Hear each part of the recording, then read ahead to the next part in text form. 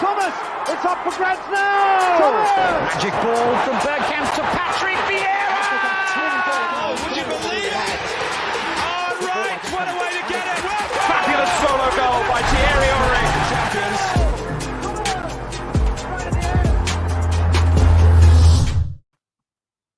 Evening, everyone, and welcome to the Arsenal Lounge. I'm Lavanja. I hope you know that by now. I've got two usual guests in the house. Pablo's not here today. I'll explain that later on.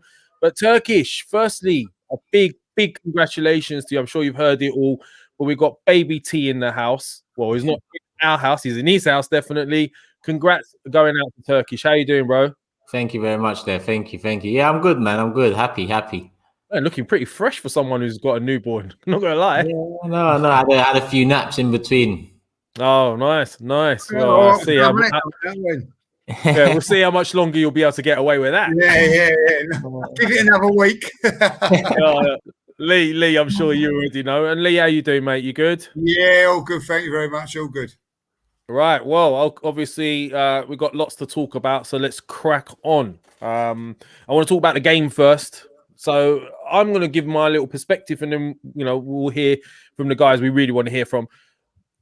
I don't know if I'm crazy, but I think the first 45 minutes is probably some of the best football I've seen from us in a while. We looked like we knew what we're doing. We looked like we knew what we're doing going forward. We had, there was a lot of synergy, cohesion. The fact that we got someone like Partey who can hit the ball long and go short. There seems to be a lot more variety. So the lineup was the usual. We had Leno in goal. We had Bellerin. We had Luiz holding. We had to go with Cedric. We know that for obvious reasons. But then you had Partey and xhaka in the middle. Partey absolutely bossed the midfield for me. And we went with Pepe, Emil Smith-Rowe just being in behind Pepe, Laka, and Saka. And as I said, I think we were superb at times. And I don't even know where to begin, but I mean, some of the passing was great. Saka should have scored very early on. He had one disallowed due to an offside, minimal offside, and then finally we got the breakthrough, coasting, and then that dreaded, I don't know, it was 45 minutes plus 2 minutes injury time, and he'd already gone over that as well, and we capitulated like the Arsenal of old. When I say capitulated, it was self-destructing, wasn't it, really? But I'd like to hear your thoughts on it, and we'll go into the red card and all of that after. I think in the second segment, we'll talk about the refereeing, etc. But am I crazy, or was that some of the best football we've played this season? And, I've got a lot of positivity coming out of it. Turkish, thoughts? No, 100%. We turned off at the end of that first half. We turned off, but the space in the middle indicated that. It should never be there, regardless if it went overtime or just before the whistle's about to be blown. You need to stick to your job, especially in this league. And I think there's a 2 or 3 players in there that are held responsible for that. And I think Luiz is probably the biggest, considering he was so much out of position. Then you obviously got Rob Holding, and then the central midfielders too in that play, where you question where they are. It is a shame, Lev, because that first 45 minutes was definitely our best 45 minutes of the season. In terms of everything you mentioned, synergy and transition, fluidity, and all-round game from top to bottom, that 45 minutes I was happy with. Chance creation. Saka should have got a goal. He was alert as usual. Pepe, probably his best 45 minutes for us in an Arsenal shirt. Yeah. Great goal too on his weaker foot. It seems like he's found a new home in that position on the left, because his best performances for us so far have come in that position on the left. So there was so much to take out of that first half. Partey, I just talked about 2 players when Partey was probably the man of that first half up until the penalty. Yeah, he was something else. And xhaka even looked better next to him as usual, because that's what's happened with xhaka. When you put Partey next to him, Partey takes a lot of that responsibility in terms of breaking the lines. He's that extra bit of quality, and xhaka just has less of a job to do. And Partey, that first half, round of applause to him. And if I take that first half into Aston Villa, I'm very confident. But then, it depends on how we react. You mentioned capitulated, and I think you can put that down to the first half being, turning off. But in the second half, I was very impressed with how we remained solid. 10 men and then 9 men. I think the Arsenal of old would have, opened the doors for more. I think Gabriel came on and done very well, saved us in 2 key moments. That bodes well for the next game because we want him back in the side. And overall, I feel like it's just one of those games we have to just forget. There's not much more we can take from it than the first 45 minutes. If you're going to ask me to forget games, Turkish, I mean, you might as well just give me a Men in Black memory wipe, right? Because there's quite a few of them. I mean, we will go through them. There's a lot, you could say, of points that we've lost through bad officiating, bad decisions on our part as well as players. And you're right. I said self-capitulated, but I would say more self-destructed. But yeah, I was impressed with the fact that we didn't sort of crumble and lose like Southampton did last night, for example. Lee, you've heard what we've been saying. In the evening to a few of the guys in there, we'll say hello in a minute. What's your take on it, mate? I mean, again, I think Turkish is right. We could have, in the first 45 minutes, there's a number of people we could have said were having really good games. Yeah, I echo everything that Turkish has said there. I thought we was really good in the first half. Great performance. I thought we played really well. Could have been, which is the one thing that probably the only thing you could say minus was we should have been more than 1 goal up at half time, and then perhaps that penalty decision might not have meant so much. But I thought we played really, really well. The minus is the one thing that the defence had to do. They completely cocked it up.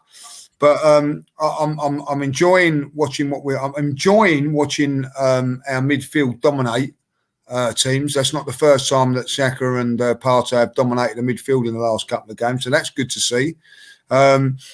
Totally agree with Pepe. For me, it's the same 3 that starts against Villa. The only one I would say is if you've got a little thing. If you're going to bring Aubameyang back, he's got to go down the middle because there's no way you can leave Pepe out. And this will be a crying shame after 3 good games if Pepe is left out. I thought he should never have come off yesterday, by the way. I thought he was the only player that could get the ball and go past people, and we took him off. So I feel that was a little bit harsh on Pepe, but I thought he'd done well. And it'll also be a little bit unfair on Lacazette that he had to be taken off at half-time because of tactical reasons for him not to come to play. So I think Aubameyang, like Gabriel, has had to wait for his position. Like Gabriel, that's got 3 months of being Player of the Year and has had to wait 2 or 3 games because David Luiz has played well. So that has got to happen to Aubameyang, hasn't it, Mikel Arteta? Because at the end of the day, Aubameyang has not been playing well and does not deserve to come straight back in the team. So that is what I'm saying on that. And I'd be furious if he does, by the way, because at the end of the day, these players have played well in the last couple of games. So that's where I go from there. I thought that it was a really good... listen, yeah, we're disappointed we lost and all that, but what I feel you can take from it is the pluses from it. As we said, we can take away that we've played well. We've looked a lot better. I also think like 3 or 4 players... We're away from being a really, really good side, and I mean a really good side. And I honestly thought that we was going to win that game 2 or 3-0 before that moment of madness. I really did feel we was comfortable. I thought we was doing well. Thought we was playing well, and a little mess up, and of course we all know what happens. But I think we should take the pluses from it, forget about it, move on. The one big thing for me, and I'm still a bit angry about it, is that we've Leno, we've got a goalkeeper now, knowing that our backup goalkeeper's injured, he goes and does something stupid like that, putting a lot of pressure on the young kid now at Villa. But other than that, I'm going to say that now, pleased with the performance. Yeah, I mean, it's crazy. The defensive side of it, as always Turkish mentions, you know what I mean? 9 men, 10 men, it took a wonder goal to beat us, by the way. So you've got to take the pluses from that, definitely. Sorry. 100%, no, 100%, mate. I mean, like, it's sod's law that the guy hadn't scored in 15 months, and the 1 goal he scores is a worldie against us when we don't need it in the first few minutes of the second half. I think had we not conceded that goal, we could have probably still maybe, got a point or maybe more. But it's crazy that we're talking about this loss, but we're also positive about it. But there were, you mentioned a couple of things, Lee, in particular. I think there could be an argument, play players in the position that they're supposed to play in. Like Pepe, he's left-footed. We've been playing him on the right. He's been cutting in to shoot with his left. And how long was that working? Suddenly people cottoned onto it. Now we've got him on the left. He seems a different kettle of fish. And these are things that we've got to give credit. Listen, I'm not here to blow smoke up Arteta's arse and say Arteta in, or the opposite and say Arteta out. But I feel like obviously his failures are a lot louder than his successes, and I think things like that. Because as much as you say left-footed, left wing, we've seen a lot of left-footed players excel on the right. We've seen a lot of right-footed players excel on the left, and he excelled coming in on the right, cutting in. So I think we have to give it to Arteta that first and foremost, out of nowhere, because at the start of the season, we're discussing Pepe, Willian, and Reece Nelson on the right. All of a sudden, we found our new right winger in Xhaka. I think Arteta deserves some credit there. And then when you have one winger cutting in, I'd like my other winger to be out and out. So that makes sense with Pepe being left-footed, left winger. He's going to hit the byline a bit more, whereas Saka's going to cut in. I think Arteta's managed to pull something out of the bag there. And now it's a debate of Martinelli or Pepe on the left and Saka on the right, with maybe Reece Nelson back up and Willian hopefully packs his bags and goes, but I'm not too sure about that. We don't have much joys with anyone called Willian, do we? Guy yesterday got fouled. It was Willian Jose. I'm just holding back from talking about it. I want to talk about the positives first. It's so difficult. But yeah, you're absolutely right. I mean, one thing we have also learnt with Pepe is he can cut in on his right too. And, and his weaker foot is decent. And the way he beat two men in that box, and he's showing a lot more strength, which suggests to me that he's obviously built up that strength in training, etc. So we are looking better. We do look really, dangerous going forward. I'm still very confident against Villa. The question is whether or not Matt Ryan's back or whether we're going to be stuck with Runarsson. That's the thing, because I don't even think it's waiting for Runarsson to make a mistake. For me, it's the defense. When you've got a good goalie behind you, you're a different animal as a team. Is someone like Runarsson being in goal going to cause us problems even with the rest of the team? I mean, look, it looks like to me now that bench yesterday looked really strong to me. For the first time, we look like we've got a strong bench. We can move people around. I'm not so gutted about losing Luiz in general. I think we could replace him with Gabriel. But the problem is we went on to then it created more issues with what happened with Leno.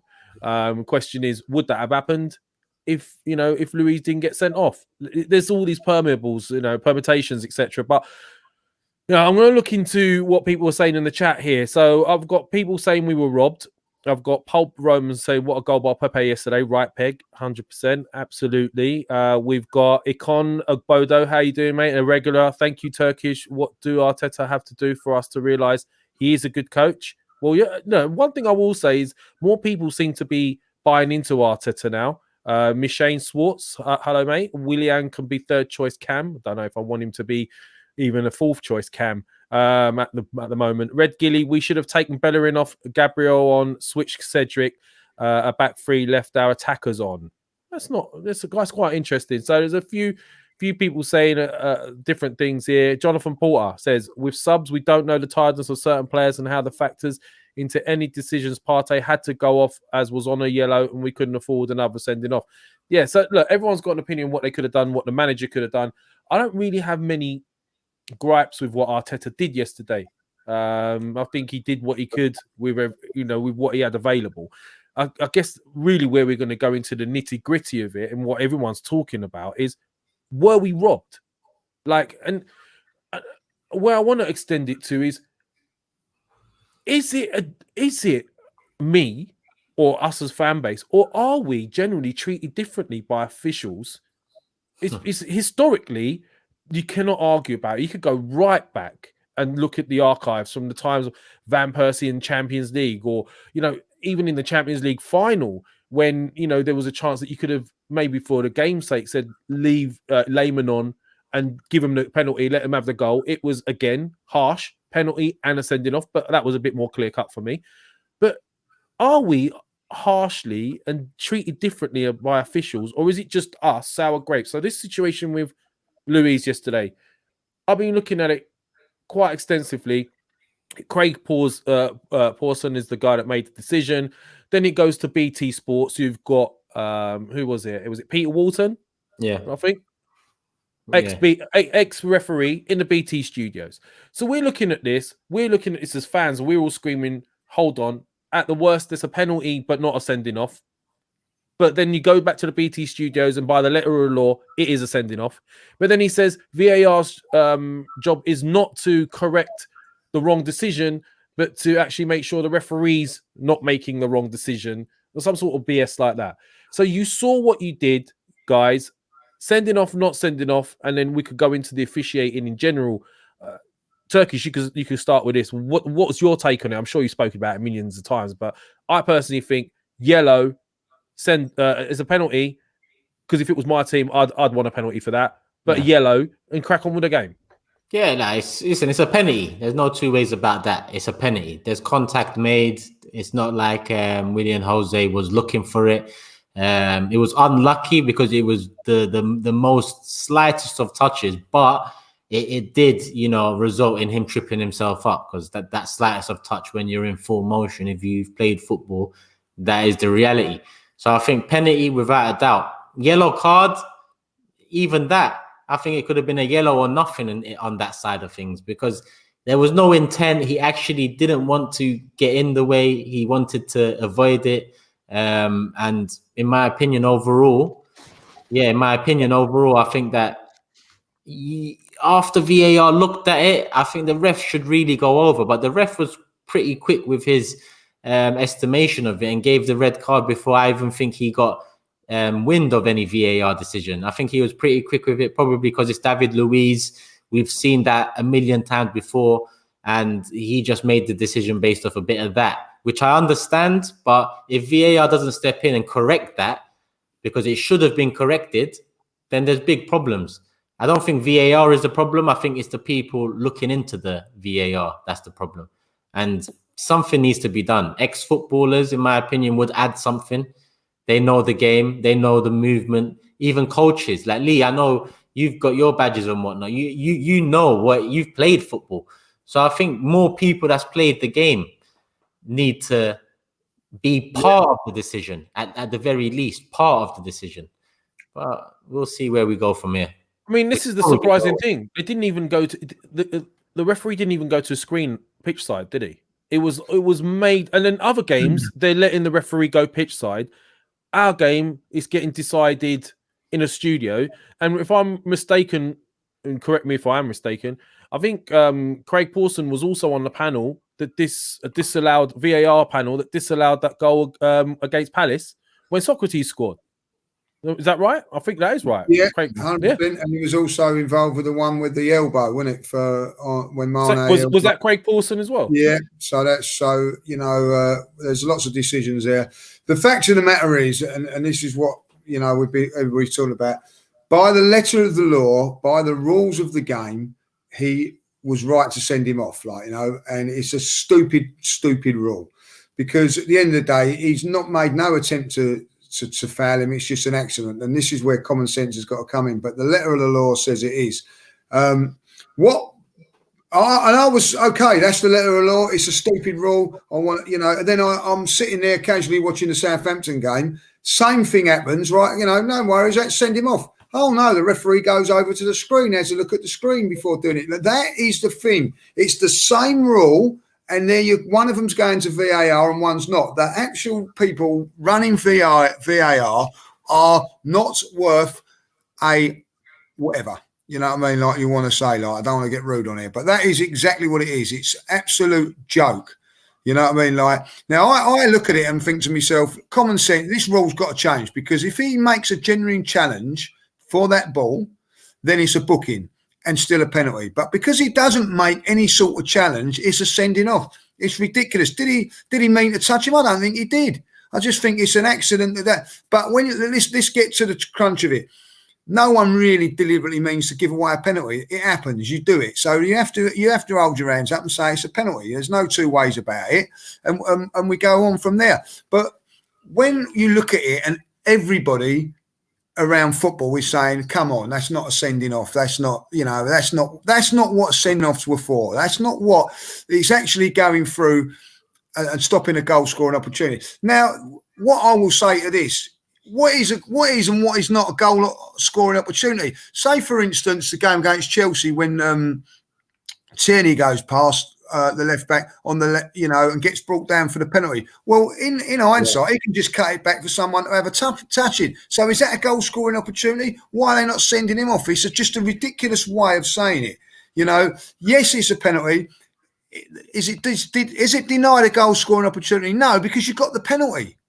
There's your goal scoring opportunity. It's just so. It's just such a bad. Didn't Luiz get sent off against Chelsea for doing the same thing, but this time he went for the ball, right? Yeah, and he still got sent off.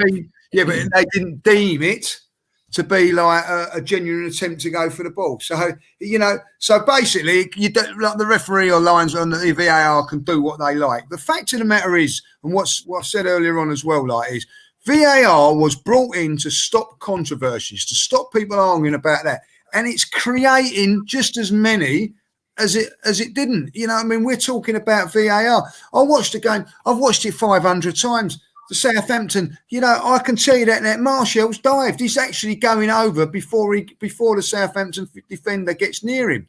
He dives. I'm not saying he's done it to cheat. He thinks that he's gonna make contact with me. But then the defender's trying to pull out of the way. They've watched that. They've seen it in the VAR, and they're still sending players off. It's pathetic. It's pathetic. Well, there's loads of examples of. See, it does drive me insane when people say VAR's ruined the game, because it's a camera. It records what's happening. The camera doesn't lie.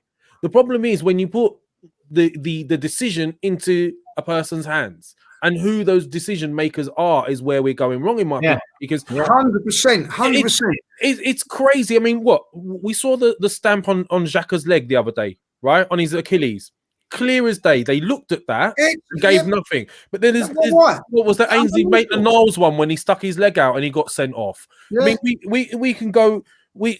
Oh, hold on. I think I lost you guys for a second. We can go on for ages about different decisions. I mean, you had the decision with. Who was it? It was Thomas Abraham. That got overturned in their favour. You had the Burnley game where xhaka got sent off for putting hands on the throat, and then we saw another example of it in another game. I can't remember what game it was. Yeah, it wasn't given. It wasn't given. Then you got the stamp situation. It's being given against us, but it wasn't given when it was, happened to us. You had the Saka goal that was disallowed.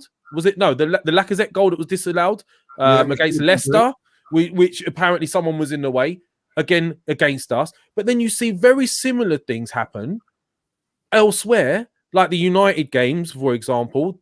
The other day against United, guys running through, Liverpool United, I think, the guys running through with 6 seconds still left on the clock, right? Referee blows up. Yeah? We have gone overtime in the first half.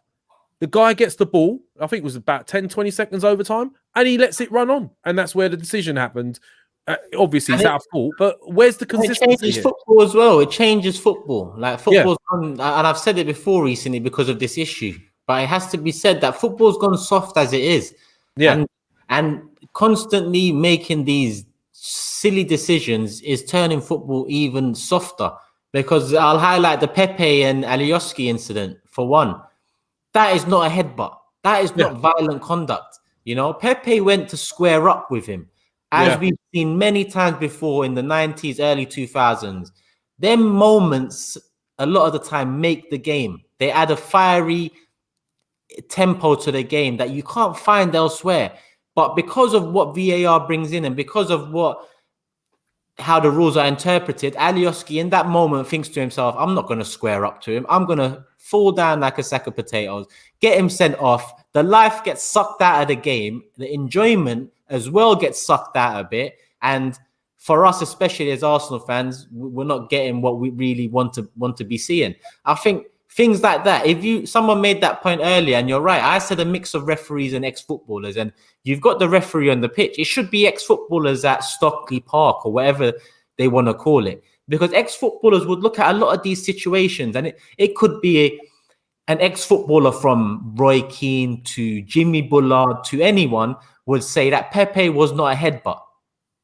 They would say that xhaka one, for example, I'd agree that's a red card because you shouldn't be putting your hand up to someone's throat. I even think they would agree with that. But then you have two sides to a story. You have the referee on the pitch making a decision and the ex-footballer behind the screen saying, ref, go look at that, mate, because, you know, we're not having that. And that's the sort of communication it would be. Instead, we've got official helping official. We don't need officials all over the gaff. We need some football people. We need some people through and through that love the sport and have loved it from early ages till now, have been through the system. Then I can trust it a lot more. Yeah.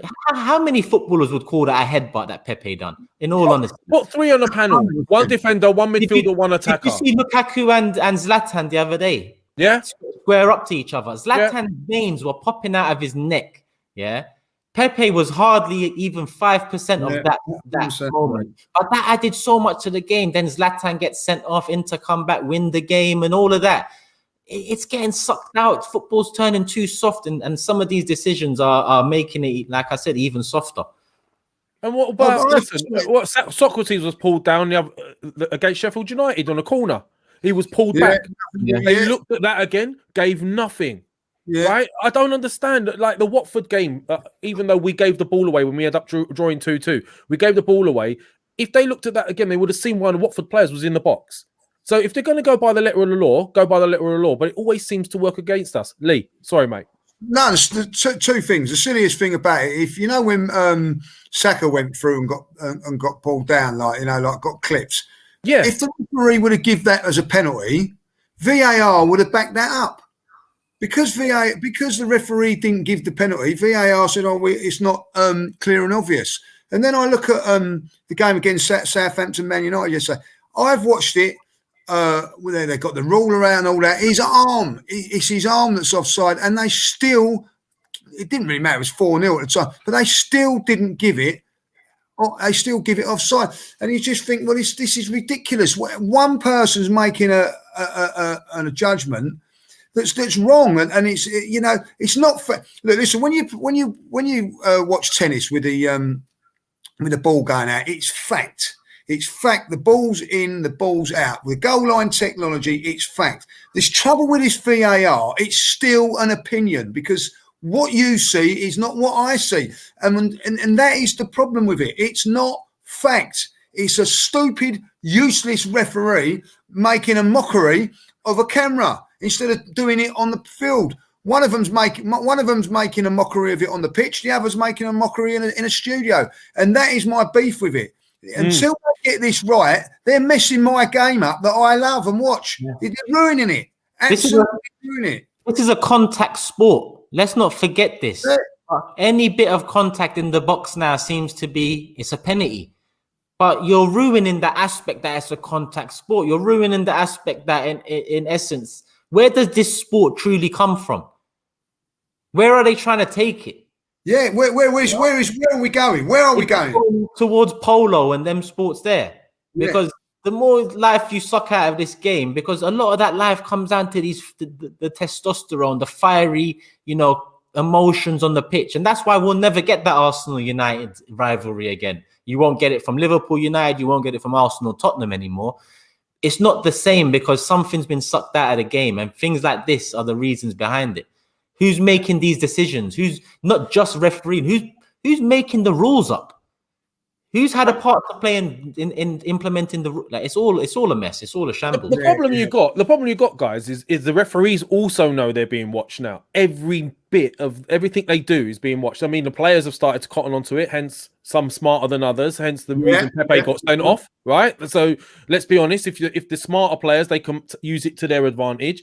But referees are also very much under the spotlight, and I think DT made a massive point yesterday. I was watching a load of different podcasts to hear everyone's opinions and see what they were saying. And why are referees not accountable? Why are they not held to account? Why is it at the end of the game, a manager, his team might have been lost on the back end of a really bad decision, like, I don't know, like this one, for example. They've still got to come out and talk. Players still got to come out and talk. Why are referees not coming out at the end of the game and being asked the same question? what was in your mind when you gave that decision? Look at the replay. You tell us, would you have given that now? Why? Do you know what I mean? So maybe the answer is making these guys accountable. But you mentioned tennis, Lee, for example. That's because it's not human making that decision. That's a computer. The same with goal line technology. Very straightforward. It's either over the line. The Man United game against West Ham, the ball clearly goes out and then comes back in, and VAR. Well, we can't get involved with that. I watched a couple of incidents yesterday. There was in the Arsenal game yesterday, and this it clearly goes off of our play. I can't remember who it was. Saka. The corner. So it's clearly a goal kick, not a corner. So I'm scratching my head and going, well, come on, you've seen that. It's clearly why are you not getting involved? Yeah. All you gotta say is goal kick. Yeah, goal kick. That's it. But then when someone puts their head into someone, we've got to get involved. You know what I mean? Yeah. And then to make it even worse, guys, when a career-threatening tackle on a player in Van Dijk, who's been out for, could never be the same, they say, we can't get involved in that. We'll let that go. You know what I mean? Basically, no, that's a tackle that's endangering a player. We're going to react on that. But hold on, we're going to react to a little tap, or a little tap on the head, but not going to do something like that. A player's career's been threatened. You know what I mean? You carry on playing, mate. It's the whole thing is a shambles. It's shambles. VAR is a sham. Get rid of it now until it can be done properly. Wow. So you're calling you would want VAR out based on what you're seeing. Because there's just as many controversies with it than there was without. That is so true. That is so true. The whole point it was brought in was to avoid this, right? You're bang on there, Lee. This was brought in to avoid controversies and make sure that we didn't make the wrong decisions, big decisions, right? Yeah. But we're still doing it. So then, if you're not, if it's, you're right, 100%. I agree with you. The game that we knew has gone. And it's gone because of this new technology, and they're changing the rules and they're messing around with it and rejigging it. We've been playing this sport and watching this sport for years. It's always had controversy, but I would have preferred it. At least it was just genuine human error. Then you're looking at a camera, looking at it again, and still making the wrong decision. That I'm struggling with it. If you're playing a game of football, right, and the ref, like me and Turkish are playing against each other, and the ref blows for offside, right? And Turkish punches me, right? Yeah. Okay. He would still get sent off if the ref see it. Yeah. Agreed? Yeah. Right? So will you tell me why a VAR has watched a career-threatening tackle on a player, which is all these non-contact things are about now. Protecting the player. They keep banging it on, no contact because of endangering the player. Why? When you see something like that, you go and let it go. Can someone please tell me, like from VAR or whatever? And that is my beef with it. You know, one term I've hated in the past maybe 10 years that's come about? The follow-through. How the fuck can you tackle without a follow-through? Yeah, exactly. And they're sending players off for it. Are you meant to just, as soon as you touch the ball, are you meant to just stop completely? You're naturally going to follow through. I can understand if studs are higher than the ankle. That's completely understandable. But a lot of tackles I'm seeing nowadays, not fouls at all. Nowhere near a foul. But a quick scream, a flick of the wrist from the person that's the victim in the situation, and it could be a red card. And VAR is responsible for an increase in diving, in my opinion, too, because the diving might not be because of no contact anymore. The diving is now because of minimal contact, and they can get away with it because VAR has been on the side of minimal contact. If VAR snuffed out completely, let's say Pepe and Alioski again, 2 yellow cards, how many other Premier League players are going to see that and think, oh, maybe if I don't go down, you know, he's not going to get a red card. They'd learn from that. Instead, Alioski, the next time someone comes up to him, same situation again. You're softening the game by making these decisions. Yeah. There's loads of knock-on effects. It's like the new rule where if a player's offside, let the play run and then see when it finishes, then pull it back as an offside. Well, If it's clearly offside, just give it offside. Why are you wasting time letting the guy run? Then he scores, and then you go, no, offside. What is the point? How is that going to help fans? And then obviously, you're right. It's changing. I think there's so much scrutiny with the camera now. It's changing everything. You've also had the situation with the Harry Kane backing in situation where everyone started to notice he backs in while a guy's up in the air and the guy could break his neck. So they've already started talking about changing the law about that. You could argue that's probably a decent thing to do, but that backing in has been going on for donkey's years. I was yet to see anyone hurt themselves really badly from it, but that's just another example. Where does it get to a point where having cameras everywhere dilutes the game so much that they're so fixated on every little minuscule situation that one is going to stop the game loads, two, it's going to put everything up for argument, like this situation now. Someone in comments saying we're whinging. Well, as a fan, you're going to whinge if these cameras are being brought in to stop this from happening, and it's not happening. It's not whinging about our Arsenal as well. It's in the general. So I've seen games and watching games at other teams, and I think to my, like, I can't remember other games that I've seen, and I thought that's just ruined the game. That is a ridiculous decision. You know what I mean? Like the offside. Sometimes when they start getting a ruler out, trying to justify an offside, it's pathetic, boys. It is really. It's just a pathetic thing. I can't stand it. Yeah. I can't stand it. You know what I mean? Offsides, it wasn't brought in for that. It was like to gain an advantage. And is that gaining an advantage? You know what I mean? And that's Willie. It ain't, is it? Like, you know what I mean? It's just a ridiculous sort of. You can't use your arm anyway. It's against the law. So why are you even putting that into the equation? And listen, that's another question. Every team will have these decisions go against them. It's not about Arsenal. It's about football. And what I'm seeing is in football. You know what I mean? Like you play it. You know, for instance, that Arsenal game yesterday, we'll take it into the Arsenal game because it's content. But if there was fans there, everybody's going to watch that. That game, for the paying fan, changes. Yes, all right, it's great for Wolves. They've gone and won the game. But the paying public, that's the people watching it on Sky, it was a non-event after that. Yeah. You know, now, I'm not saying, like, you know, when someone does a bad thing, which we said, xhaka, yes, that stupid thing should be sent off. Leno, got no arguments with it. But if you can keep a player on the field, surely it is beneficial for the game of football to do that. Yeah.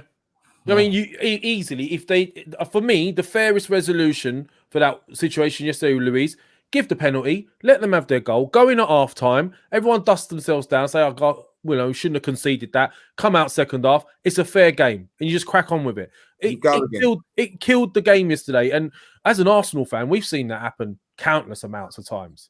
I mean, like, as I said before, right back to some of the most important games of our times, we've had the worst decisions. So are we, like some say, whinging as fans? Or are we, for example, I would say the worst thing Luiz did yesterday is when he saw that the guy was ahead of him, he should have just carried on running straight.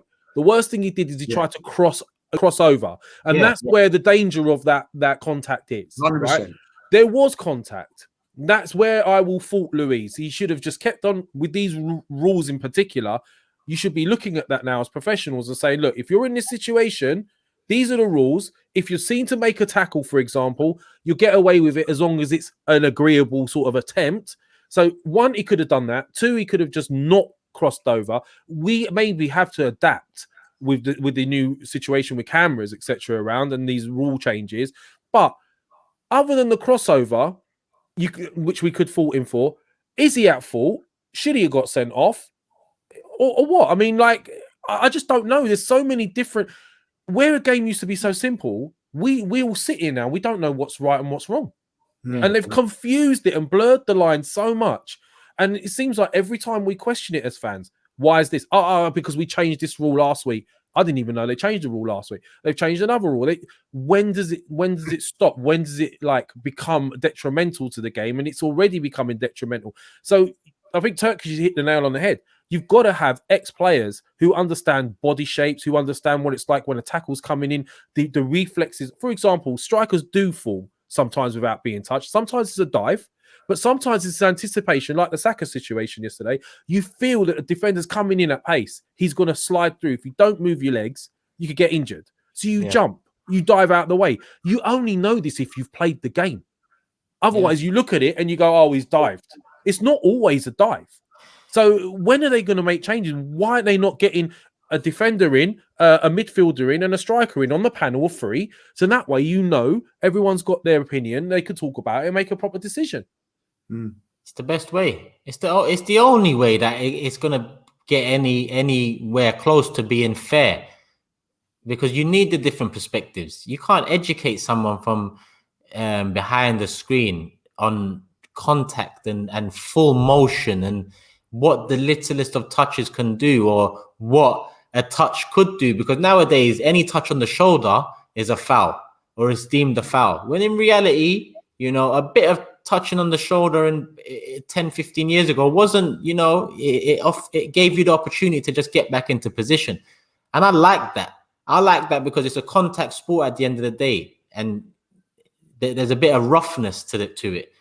There's no roughness to it no more. A lot of the players ain't robust. Do you think would get a Maradona versus England type of goal? Messi has done that before, but the softer football gets, you're not going to get that type of goal, because the attackers now, as you can see, they're a lot softer than they was 10-15 years ago. They're looking for these things. They're trained to look for these things from earlier on in their careers, from teenagers at youth level. They're trained to look for minimal contact, look for the best situations. And even when you go down to Jose, Harry Kane and his methods of winning free kicks and whatnot, it's, an ex-player would look at that Harry Kane thing and say, this guy's having everyone on. That's his foul. He fouled him. But to an educated behind the screen official, it's like, he jumped into his back.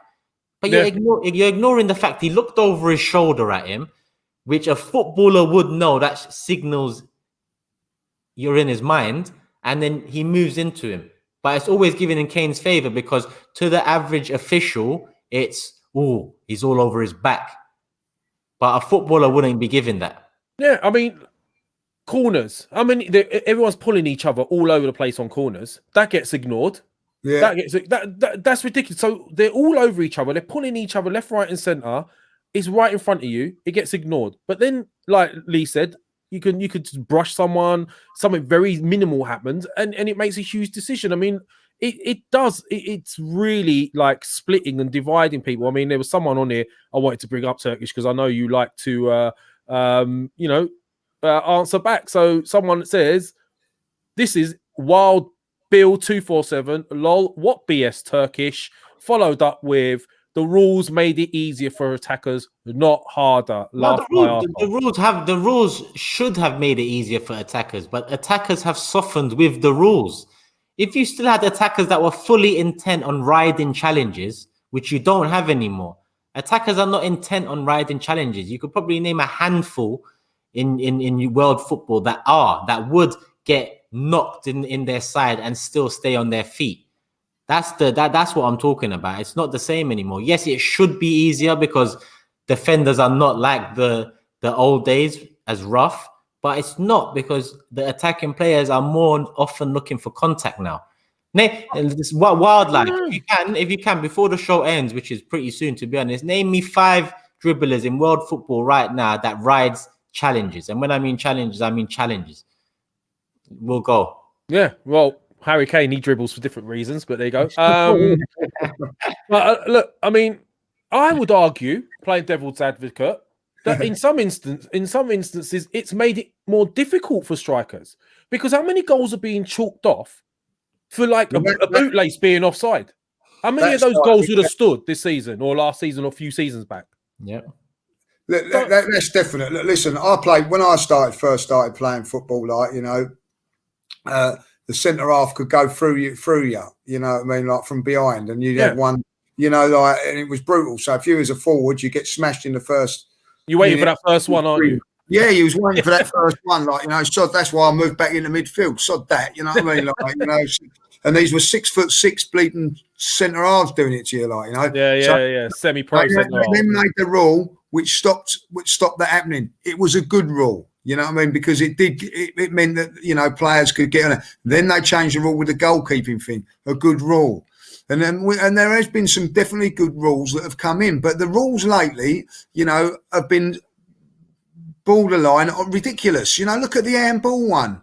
You know what I mean? It's been a total joke. You know what I mean? Like, and the game has gone. The game has gone to what we had. I don't care what anybody says. You know, one of the reasons that, you know, when I first played, when I was a kid at school, the teacher, you know, said to me, don't ever pull out of a tackle. The harder you go in, the more chance you've got of not getting hurt. And that was how it was. You know what I mean? Like, blah, blah, blah. Now you're being told it's completely different. That you know, completely different. Don't go in, don't tackle. And I get all of those sort of things. But for me, Vieira and Keane, when they went at it from a pure entertainment side of it as well, then don't forget, football is about entertainment as well. It was fantastic. Do you know what I mean? Crashing into tackles and all that. Like, did they hurt each other?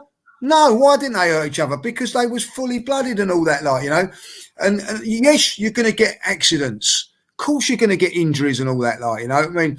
But, you know, don't take it away from the game as well. Like, you know, and that's a big thing for me. Well, I mean, you know, this sort of game, this sort of sports were what was once the gladiators' arenas, wasn't it? That's what kept everyone. Someone. Sorry, Lev. No, but someone we've got to appreciate, maybe not appreciate as an Arsenal fan, but in terms of what we're talking about now, Ramos is the last of his kind. Yeah, Ramos is the last. You're not going to get another defender like that. No, because you can't. Well, this is what I was saying. It's like giving it's like watching the gladiators back in the day and giving them plastic swords. Yeah, you know what I mean?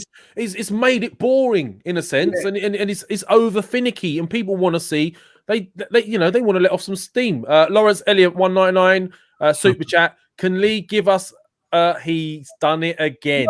199. Is that 199? 199 for he's done it again. He's done it again. Jesus Christ. 199. Yeah. It got another one here. Alexander Klapov. Thank you for your support. I agree with Lee. Get rid of VAR. Let fans celebrate the goals again without waiting for the stupid review, and players and fans' joy gone by then. Yep. Yeah. 100%. Totally agree. I think that's a great point. I think, like, as a fan, you miss, you know, you celebrate, you know, like when Xhaka scored yesterday. Yeah. You know, I celebrated, but I'm never like going absolutely mad just in case there is an offside. And then it gets an offside, and you think, oh, but you know, listen, and there is part of it when, you know, you go, oh, and the linesman puts his flag up, and I just think that the game has gone a little bit from that. Like, I really do. Oh, well, boys, we could talk about this all day, but I know we're pressed for time. So Lev, one more. But how, mate? Lee, Lev, do you remember that era where it was like, was it Drogba, Ronaldo, even Perez towards the end, where it was like, look at all these European and foreign divers coming into the league and this and that. It's a disgrace. Like, need to man up. How did we go from that? Because around that time, the majority of fans were still on the side of get this out of football. Now we've gone from that to what we've got now, tailoring it more for that. Yeah, which is crazy to me. That was a key period where we've gone the wrong way. Now I don't know if they're turning back. It's like they've gone anal with it. They're like really looking into it way too. If only they put that much effort in stamping out racism from the sport. Instead of being so, you know, they put in efforts in things like this, which is ruining our game, and they're not putting enough effort into other areas. We've seen examples of it again, you know, this week, for example. But that's another subject entirely. Guys, I'll move it on because I'm conscious of time. The next game we got Villa, I believe. I'm confident, having seen what I've seen. If Runarsson goes in, different kettle of fish. Yeah. I'm guessing it's going to be the same lineup. Very quickly, what are you expecting in the next game and a prediction? I'm with you on that. Like, I think that if Matt, I've said it earlier on, and like Turkish, you know, he'll back me up on it. I know it sounds bad. If Matt Ryan's in goal, I think Arsenal will win this game, because I think Arsenal, after what I've seen at first half, I think there's something to build on. It looks good. Defensively, looking a lot sounder. But I'm afraid if Rennerson's in goal, I'm afraid we'll have to take the L and move on. Go to hell, more like. Go to hell. Yeah. Yeah. Okay. Fair enough. So it's all dependent on Runarsson, one man. It's all on his shoulders. Yeah. Turkish. I'm wrong. To be honest, I'm not saying I'm giving Runnison a chance, but I'm not saying I'm sold on him being a complete failure yet. Obviously, what we've seen of him so far it's been a pretty laughable. But I'm confident enough on the performance in that first 45 minutes to say he'll be protected.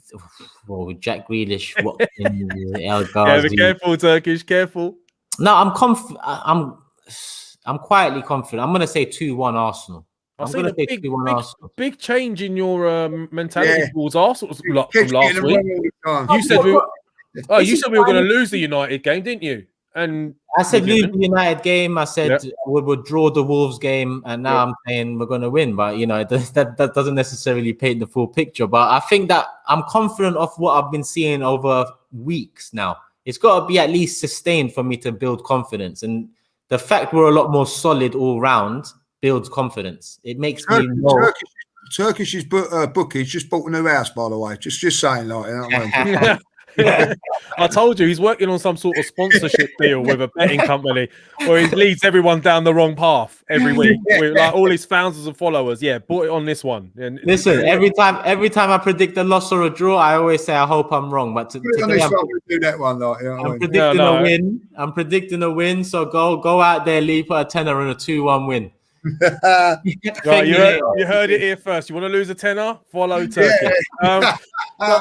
I'm gonna quickly wrap this up. I'll say, look, I think the Runarsson thing is annoying, but maybe even with Runarsson, we could pull it off with the team we've got. I personally am confident. It's a shame we didn't win yesterday. I think if we got into that sixth position, we could have snuck a fourth. Over, like, it's an NFL type season. Everyone is losing to everyone. More away losses than any other season. That's no surprise. So we don't know what this season's going to hold yet. You never know. So I'm going to say a Villa win, Villa loss, Arsenal win, and we'll see what happens. What are you predicting then? I will say 2-1 because I think you're predicting the same as me then, and you're telling everyone if you want to lose it. Yeah, but I always predict we're going to win. I always predict we're going to win 2-1, and I'll put money on a Runarsson cooked spaghetti hands, dropping the ball in the net or something like that. But I reckon 2-1. That's my prediction. So fingers crossed on that. Look, everyone in the chats, thank you so much for supporting us. We've had good numbers today. Alexander, Saya, Josh, Mishane, Ekbon, all you guys that are here again supporting us. Thank you. Please hit the like. Subscribe if you haven't already. Subscribe to Turkish LDN's channel if you haven't already. Follow him on Twitter. He's everywhere. Lee Judges, just look, just type in his name and you'll find him on several different shows. He's the main man on YouTube. So look, I thank everyone for coming on. Let's hope we continue to win. Friday fan cam on Friday. I believe we've got a Sunday show coming up as well. So put your notifications on. Keep an eye out for things. And, let's just hope we bounce back from this. So I'm Lavanja. This is the Arsenal Lounge. And I think we're going to say peace out, everyone. Take care. Take care.